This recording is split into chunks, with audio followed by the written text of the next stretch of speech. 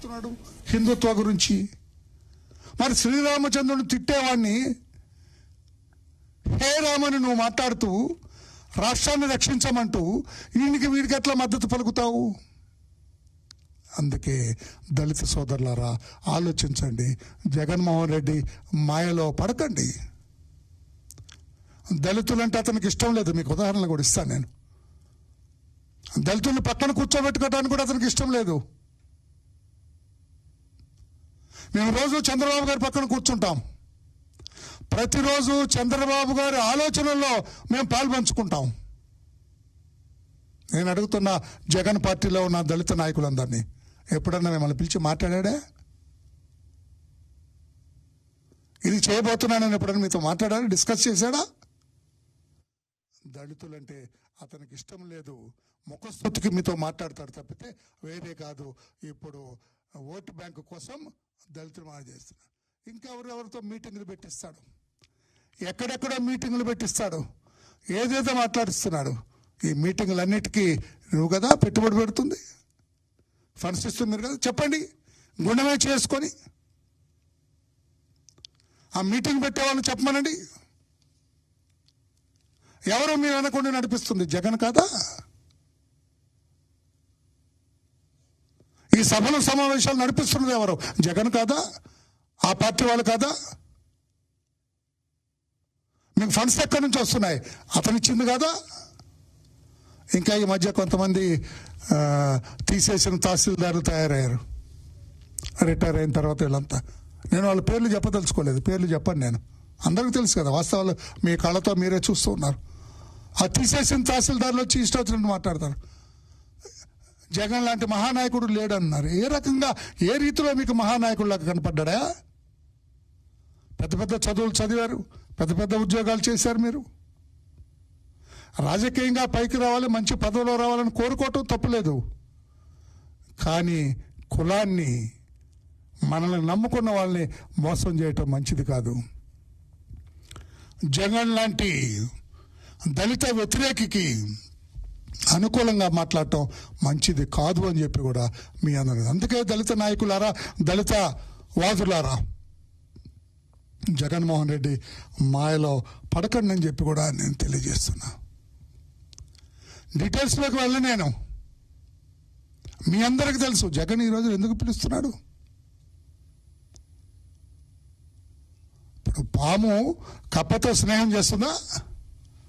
పాము కప్పతో స్నేహం చేస్తుందా? ఏ రోజైనా కప్పని మింగుతుంది పాము. నోరు తెరిస్తే కప్పని వేసేస్తుంది. జగన్మోహన్ రెడ్డితో ఉన్న దళితుల పరిస్థితి కూడా అదే. నోరు తెరిచిన కాపు పాము, విషం చిమ్మే పాము, ఉచ్చ నీచాలు లేకుండా తన గుడ్లను తానే తినే పాము.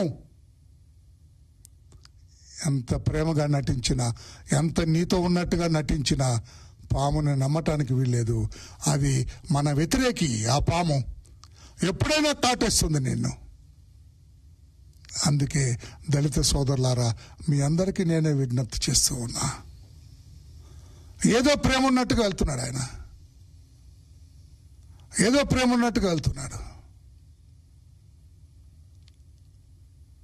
వాళ్ళని వీళ్ళని ఏదో మని ఏదో సామెతలాగా తల్లికి ఒక ముద్ద అన్నం పెట్టలేడు కానీ పిన్నమ్మకి బంగారు గాజులు చేయిస్తా అంట. తల్లికి ముద్ద అన్నం పెట్టడు కానీ పిన్న తల్లికి బంగారు. అందరి దగ్గరికి తిరుగుతూ ఎవరు వస్తారు, ఈరోజు ఎవరు వచ్చారు అని అడుగుతున్నా అంట జగన్మోహన్. ఎందుకు సార్ అంటే వెళ్ళి పలకరిస్తా అన్న. ఏంటో పలకరించేది?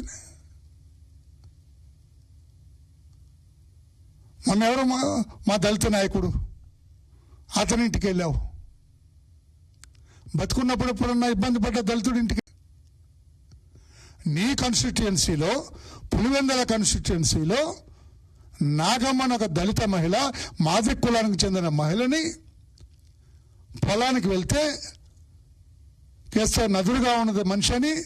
నదురుగా అంటే చూడటానికి శుభ్రంగా ఉందనండి జగన్మోహన్ రెడ్డి. మీకు అర్థమయ్యే భాష.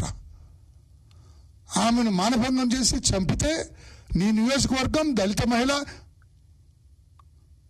నువ్వు ఓటు బ్యాంకుగా వాడుకున్న మహిళ వెళ్ళొద్దు. నువ్వు కాన్స్టిట్యున్సీ ఎమ్మెల్యేగా, నీ కాన్స్టిట్యున్సీ కదా అమ్మాయి. అక్కడికి వెళ్ళలేదు కానీ ఇక్కడికి వస్తావా? ఒక దళితుడిని పలకరిస్తావా?